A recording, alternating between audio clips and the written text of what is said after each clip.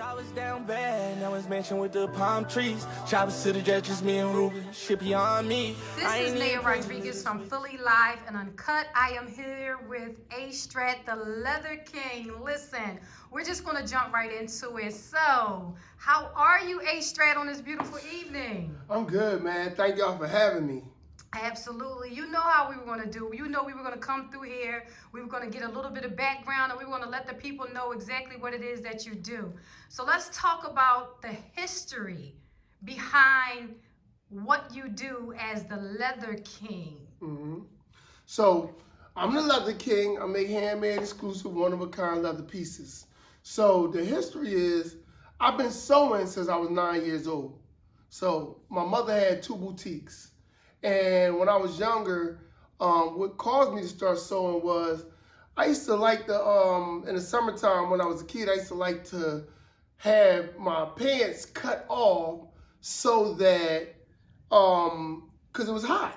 So, but I used to like my mother to hem them and stitch them. But she used to be busy. So what she started doing, she said, you can sew them yourself because I don't got time. So I was like, all right, I'll sew them myself because I ain't like the little fringes hanging. So she said, listen, if you start sewing, you have to have patience. That's the only way you're going to be able to do it. And ever since then, I was sewing ever since, and I loved it. And it fixed my patience. I always had patience ever since then. And that's what caused me to start sewing. Wow, that's amazing. So specifically, you've been named the Leather King. What is it about leather that fascinates you? I instantly had a lust for leather once I saw the connection with women and fashion and bags. So I wasn't big on fashion at first, but then when I was seeing how women attracted to bags, carrying their personals and using it as fashion as in the same token, then I start visualizing me making something that a woman would carry. So I started making bags, and I knew that women would wear them, so that was the connection. Leather, women, fashion. With me making it, I just loved the idea, and I just took off from there. Wow. Out of all the leathers that you've constructed, which leather would you say is your favorite to work with? Alligator. Alligator. You took me back with that one. Alligator. Yeah. Because let me tell you about alligator. Alligator is like one of the most roughest skin animals you can have. But when you use the alligator skin and the blocks on it, it's so thick, right? So, and it lasts long when you make a purse out of it, whatever you use. But the funny thing about it is that it's easy to use. It looks so hard, but when you can puncture it, once you puncture it and create a bag with it, it's just so durable. So I love to use alligator because it's not a skin that everybody likes to work with. It's not a skin that people going to run to and say, I'm going to just use alligator. Exactly. So it's complicated. I like complicated projects that I can create something out of, and at my end result, it makes people all over. Absolutely, absolutely. Now, next question. Do you remember the first piece that you had ever constructed? I do.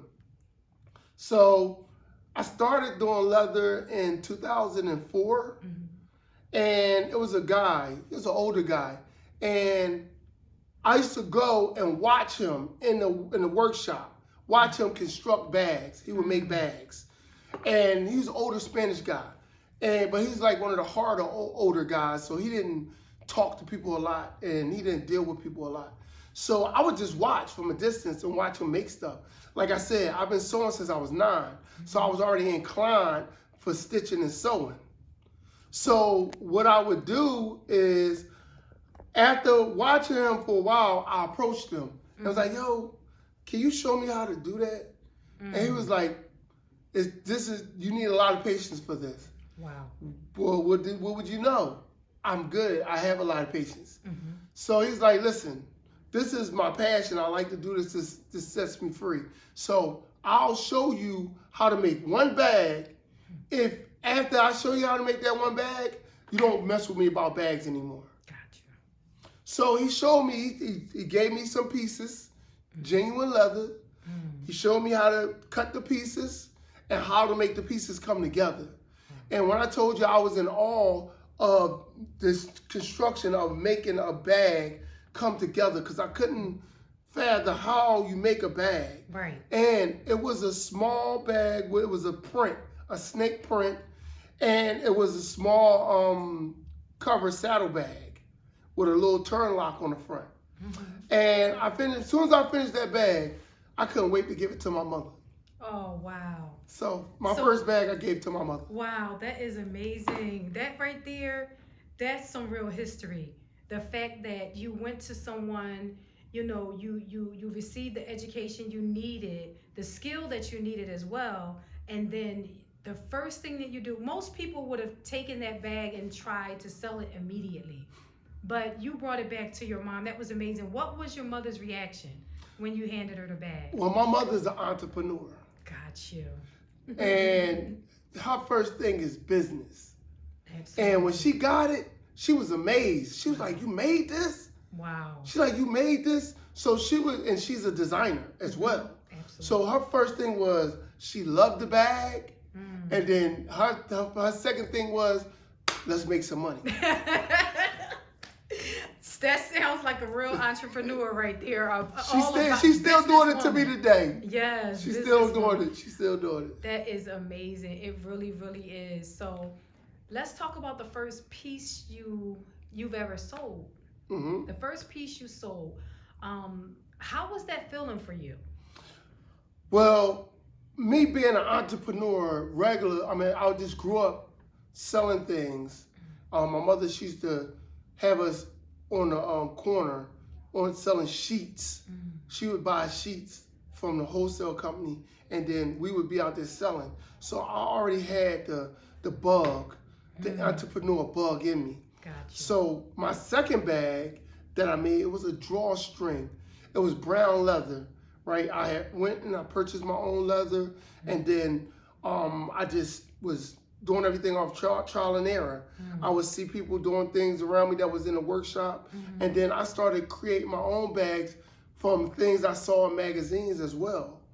And once I made it, the first thing I did was stuff it, and then I got it ready, and I set it there, and I created a presentation around it. Gotcha. And then, like, the first, the second, or third person who saw it, they was like, is this for sale? And they sold it, and I didn't know what to sell it for. Wow. So I was just like, I never undercut myself. So I was like, yeah, $500. Got you. And they gave it to me. And from that point on, I was like, oh, wow. I just made $500 on something I only spent $75 on.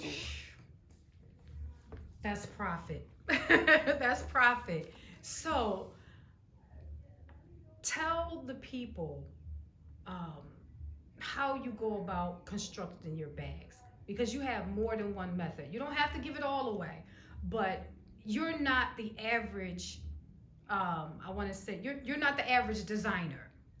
You're actually what you do is very, very special. A lot of people don't have the patience nor the skill to do it the way that you do it. And in my opinion, that's what separates you from all the rest. So let's talk about that. Let's talk about, your technique. So first of all, in order to get anywhere close to where I am, and I'm a little bit arrogant when it comes to creating and making leather. Yes. Like I don't consider myself an arrogant person, but like when I be making stuff, I feel like I'm a little bit arrogant. That's why I was cool to accept the title, the Leather King, because the people gave me that name, and they saw my pieces, and they like, yo, you the king of this. You're the leather king. And what drives me the most is my passion to take something, make something that I'm thinking about in my head, and then see a completed project. That motivates me each time to do it better. Absolutely. And the more I do it, the better I get. Absolutely. And I've been doing it for a long time now. So that's one thing that sets me aside from people who don't have the passion to do it. Yes. Now, the people who have the passion to do it, who maybe feel like we're on the same level there, then it comes back to the surgical part of it. So the surgical part of it is being able to maneuver your fingers and your hand and your arms to fashion something to where you want to fashion it. Absolutely. That's what makes it one of a kind. Yes. That's what makes it artwork. Okay, so now we're in that lane. So now the next people that think that they're surgical as me, now we get into the lane of are they as inspired as me? Yes, yes. I'm inspired. So I want to get to that project. I'll have an idea, and then I want to see it come together. I can get to making it, and I'll wake out of my sleep because I want to go work on it some more. I want to craft it the way I want. So I'm inspired to see that completed project that I put my passion in. So that's what sets me apart from other designers and other makers, you know. And I love to challenge myself. So then when I'm always preparing myself. I feel like a battle rapper.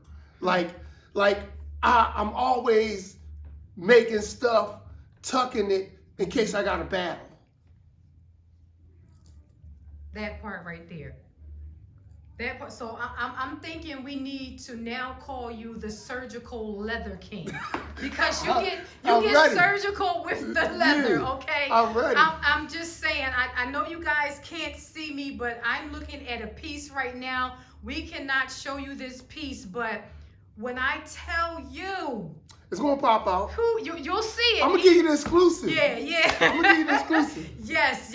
I mean, I need to be there. I need to get some photos because, I mean, we're talking Beyonce level, Rihanna level. We're talking Alicia Keys. I mean, trust and believe I'm tagging all of them in this video because they need to understand something. You know, there are a lot of people out there who promote their skill as a one of a kind, you know, their finished products as one of a kind. But if you don't live in Atlanta and you don't live in Virginia, you don't know if there's actually someone in those states wearing what's supposed to be one of a kind. We can assure you that Astrat, when he says one of a kind, it is one of a kind. It's yours. It's yours. It's something that he surgically put together for you.